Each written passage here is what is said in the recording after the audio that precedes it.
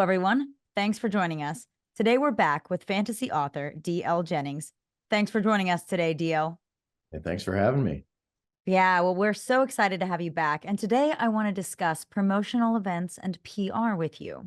So, I want to start with asking you, what type of event would you say has been the most effective for promoting your book? Example, book signings, readings, virtual events, etc. Well, I am the crazy kind of author who will pretty much do any event. I always tell people, and I'm sure my publisher hates me for it, but I'm not in the business of selling books. I'm in the business of getting readers. And for me, it's always been the important part has always been letting people hear my story. There's nothing more fulfilling for me than when a new reader will message me or get in touch with me and say, I loved this character, or I loved this story. I loved how you did this. And that for me is what it's all about. And so I've done everything from book readings at libraries to book fests to, I did a book signing at a Salt Lake City bookstore just 2 weeks ago, I think it was, in celebration of my third book, Days of the Dark. And I am not from Salt Lake City, and it was my second time ever being there in that city. But I was like, you know what? I'm making this trip and I'm doing it, and sure enough, I got a couple new readers out of it, which made me incredibly happy. So, for me, I will not turn down an opportunity if it's, whether it's across the country like that one was, or if it's down the road from me. I am excited to meet new readers all the time and for the potential to go out and see people. And how would you say that I, as an author, could collaborate with bookstores, libraries, or other venues to just maximize the event's success? I think people will be surprised at the amount of places that will say yes to you. And the worst they can always say is no, which is a mentality that I have had to go in and really channel. When I was in the Air Force, they would always say, to put yourself in for awards because you're never going to win it if you don't do it in the first place. And I took that mindset and I sort of ran with it. And that was, I have to hype myself up. I really do, to before I reached out to some of these bookstores to be like, hey, would you host an author signing? And honestly, I was surprised at the amount of places that were like, come on down, that'll be great. We'll set you up, we'll get a chair. A lot of these bookstores, especially smaller bookstores, absolutely love hosting author events. It gets people in. It gives you both a chance to collaborate on social media, reach out to other audiences that maybe neither of you would have. And I have really been pleasantly surprised at the positive reaction that I've gotten from just reaching out and saying, hey, I'm an author. Do you have a space for me? Maybe we could set up a signing and try and get some people in. And that's great. And I want to just dive a little bit more into the preparation before the events. How can I, as an author, effectively target my audience and ensure a good turnout for this event? Well, one of the things that I actually saw an author do recently, I haven't done myself, but it seemed like really good advice, was she just spent a couple, like $50 on targeted Facebook ads. Which I was like, wow, that actually makes a lot of sense, just for targeting the area that she was going to do her book signing in for about 10 days before the event, making sure that she gets eyes on, this event that's going on. And for me, it's always been heavy collaboration with the person that is going to be hosting the event. There's definitely like a lot of things that you can do, and they're frankly, like, just reach out to this place that who's going to be hosting you, say, how can I be helpful? What do you need Right. from me? And just be ready to give them whatever it is that they want, because a lot of times they've probably done events like this before, so they're going to be the experts, and it would behoove you to listen to them. So, what would you say are the biggest benefits to book signings? Oh, for me, it's always meeting the fans, meeting the readers. It's so nice to be able to go in and to sell books, but um, my Salt Lake City event I did just a week or two ago. The bookstore itself wasn't very high traffic, but I know who my readers are, and just being able to kind of like, all right, that guy's got a dragon shirt on, I think he might be interested. Being able to say, like, you like Lord of the Rings, you like The Hobbit, do you like Wheel of Time? Well, have I got a story for you? And for me, being able to engage with potential readers is so rewarding for me, because it turns out we love a lot of the same stuff. In terms of just the whole event, what materials or promotional items should I prepare as an author to bring to an event like a book signing? Well, for me, it was mostly bare bones. It was books. I bring myself a sense of adventure, and a bunch of copies of my trilogy. I've seen other authors go really like hardcore, and they one of them I saw hired cosplayers to come and dressed up as her characters, which I was like, that is going above and beyond. And it works. There's really no holds barred in these things. You can be as creative as you want, and I think that in fact, highly encouraged. The bookstores love to see it, the customers love to see it.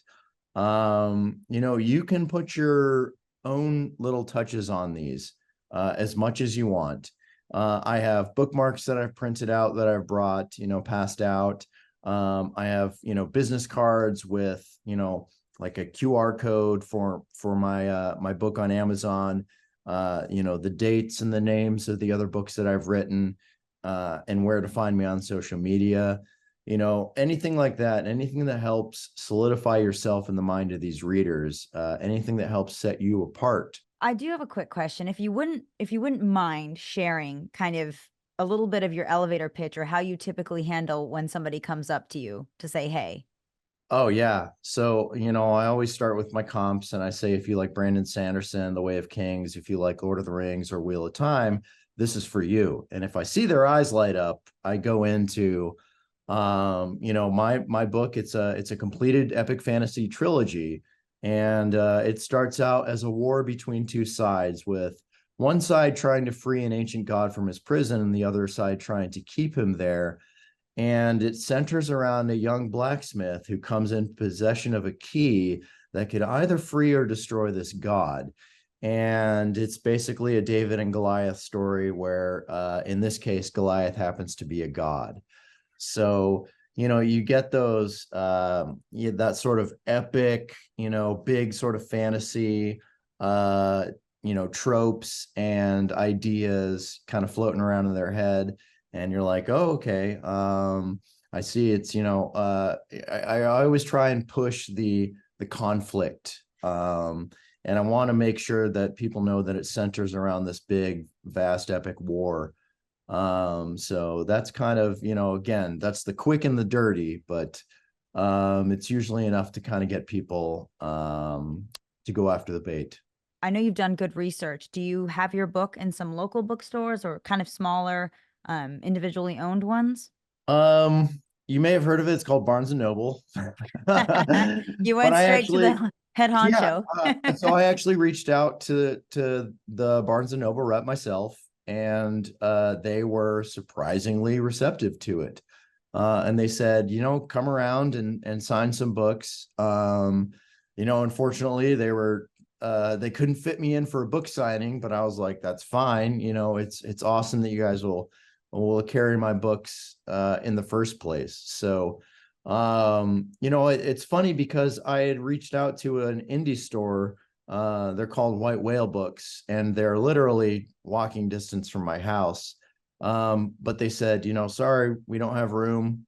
We can't put you on our shelves. To be fair, I mean, my books are hefty, they're the size of phone books. So, it didn't surprise me. It's not a big store, but the fact that Barnes and Noble did turn around and say, yeah, we'd love to stock some of your books, to me was amazing. So, again, it goes to show you, I mean, I there's a couple indie stores who carry me.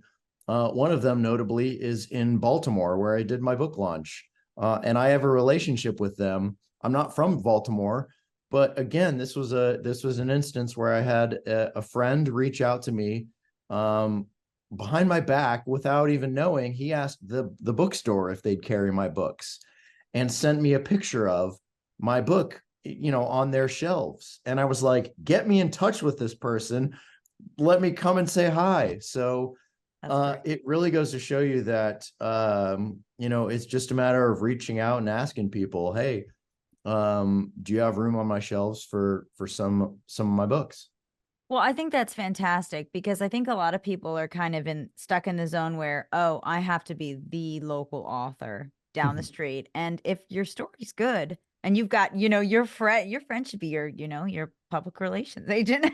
Absolutely. You've got your friend coming to a store and saying, "Hey, I love this book. I'm a fan, I'm a reader. Check it out." And then also Barnes and Noble, I think that people are or authors at least are a little bit skeptical of, oh, I'm not big enough for Barnes and Noble, where I've heard the same thing you just said. There have been some quality smaller indie authors that have just walked into Barnes and Noble and said, "Hey, can I speak to the manager? I have a book that I've written. In fact, I've written a few on these topics. It's, young adult or fantasy or whatever." And they're very open to, carrying the book. I do want to ask you, what is the difference, or what are the differences that you've noticed between these smaller bookstores, and say Barnes and Noble, and the vetting process with them? Do they differ, or do they read your book prior to putting it on their shelves? Um, a couple, actually, I'd say most of the indie stores that I've tried to submit to have like the same Google form that I had to fill out. And I actually at one point was like, I had to make sure I had the right tab open, because it was, I think they must collaborate and share.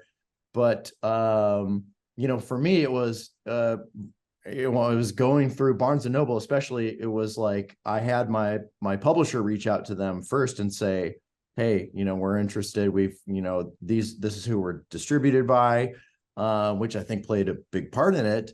But ironically, that I think kind of was a strike against me for these other indie stores who were like, oh, he's going through Simon and Schuster, so he's too big and we want to help indie authors. So it's a double-edged sword, and it's like some places are fine with it, others are like, no, you're too big for us. I even had a one of my author friends on Instagram who does a lot of author reviews. His name is Andy Peliquin. I was like, hey man, my publisher wants to send you a copy of my book. Could you do a review? And he was like, actually, we're only doing indie authors this month, so I'll get to you next month. And I was like, I am an indie author. What are you talking about? And he's like, well, your publisher is distributed through Simon and Schuster, so technically you're not an indie author. And I was like, can I show Mm, you my book sales? Like, let me. right. I promise you, I'm an indie author. This So work is mine. yeah, 100%. And it was really interesting.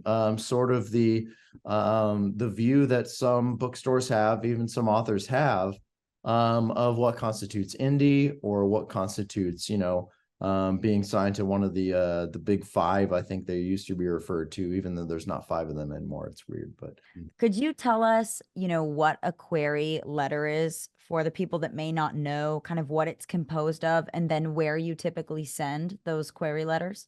yeah, one of the most important things you can do, number one, is your research. And for me, it was purchasing a book called The Writer's Market, and they change it year to year, but they actually give a really great example of it, one that I used as sort of a template.